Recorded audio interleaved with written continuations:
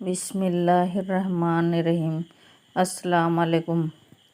कहा जाता है कि अल्लाह ने शुरू ही में तय कर दिया था कि आदम की फर्माबरदार औलाद बहिश्त में और नाफरमान औलाद दोजख में जाएगी।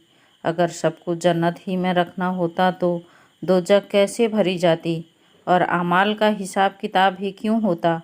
गेहूं का पैदा भी इसी आजमाइश के लिए रखा गया था जो उनके बहिश्त के निकाले जाने का वजह बना। उलमा ने लिखा है कि जब हजरत हवा ने थोड़ी से गेहूं के फल खा लिए और उनके कहने से हजरत आदम ने भी कुछ खा लिए तो अभी तक हजरत आदम के मैदे में गेहूं पूरी तरह हजम भी नहीं हुआ था कि बहिश्त का लिबास जिस्म से गिर पड़ा, जिस्म नंगा हो गया। मजबूर होकर इंजीर के पत्ते से जल्दी जल्दी जिस्म ढका। हुक्म हुआ कि ए आदम, तेरे नंगे होने की वजह क्या है? कहा, अल्लाह, इसकी वजह यह है कि तेरी मर्जी पर अमल ना किया, उस मना किए हुए पेड़ का फल खा लिया। फिर आदम ने यह भी अर्ज किया कि ये गलती सांप और मोर के बहकाने और कसम खाने से हुई है, जबकि ये बहिश्त के अमीन और रखवाले हैं। कहा जाता है कि उस वक्त सांप की शक्ल व सूरत के इतबार से बहुत ही खूबसूरत था। इस जैसा बहिश्त में कोई जानवर भी न था। अल्लाह ताला ने इस गुनाह की वजह से उसका चेहरा बिगाड़ दिया, मिट्टी धूल को उसका खाना बना दिया और पेट सीने के बल जमीन को रगड़ना और छाती को छीलना मुकद्दर हो गया। इसी जुर्म के अजाब के तौर पर हजरत हवा और उनकी बेटियों को औलाद जनने का दर्द दिया, हैज की गंदगी दी और खावंदों के हुक्म में रहना, उनके ताबेदार करना तय कर दिया।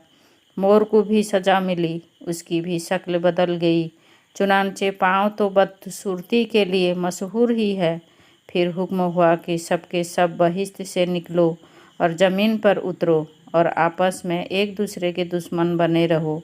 इसी तरह आदम, हवा, शैतान, सांप और मोर सभी जन्नत से ज़मीन पर जिल्लत और रुसवाई के साथ पहुँचे और सज़ा के तौर पर सबके सब अलग रखे गए।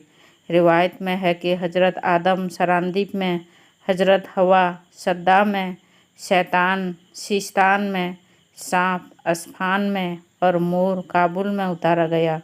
इसी तरह इब्लीस और आदम की औलाद में हमेशा हमेशा के लिए दुश्मनी पैदा हो गई और क़यामत तक रहेगी।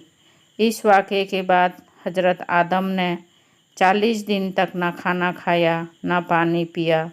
हजरत हवा की जुदाई से तड़पते रहे, 300 वर्ष तक रोते रहे और तौबा व इस्तिग़फ़ार करते रहे। फिर सबसे बड़े रहीम अल्लाह ने अपनी मेहरबानी से हजरत आदम के दिल में ये कुछ कलिमे उतारे। ए हमारे रब, हमने अपने आप पर जुल्म किया है और अगर तूने बख्शा नहीं और रहम ना किया तो हम ज़रूर ही घाटा उठाने वाले में हो जाएंगे। तेरे अलावा कोई इबादत के लायक नहीं, तू पाक है हर गलती से और तेरी हर पहलू से तारीफ़ है। मैंने एक खता की और मैंने अपने आप पर जुल्म किया, तो तू मुझे माफ़ कर दे। इन कलिमों के पढ़ने के बाद हजरत जिब्रील आए और गुनाह की माफ़ी की खुशखबरी लाए। हजरत आदम बहुत खुश हुए। इस खुशी में अल्लाह का इशारा पाकर उन्होंने चाँद की तरह 14-15 तारीखों के रोज़े रखे। इन रोज़े से उनके कल्म को इत्मीनान हुआ और जिस्म को राहत मिली। इस दुआ और रोज़ों की इस बरकत की वजह से कहा जाता है कि आदम की औलाद में से जो भी इस दुआ को पढ़ेगा और इन 3 रोज़ों की हर महीने में आदत रखेगा, उसके गुनाह माफ़ हो जाएंगे और उसका दिल जो गुनाहों की मुसीबत में स्याह हो रहा है, साफ़ और रोशन हो जाएगा। इसके बाद हजरत आदम को हुक्म हुआ कि खाना काबा की बुनियाद रखें।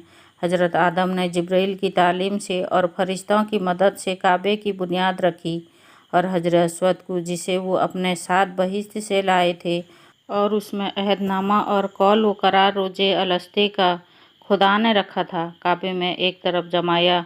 काबा तैयार होने के बाद हजरत जिब्रील ने हज और तवाफ़ के तरीके बताए। हजरत आदम इन सब से छुट्टी पाकर हजरत जिब्रील के कहने से अरफात पहाड़ पर चढ़े। हजरत हवा भी हजरत आदम के लिए परेशान थी। धूप और गर्मी से उनका रंग भी बदल गया था।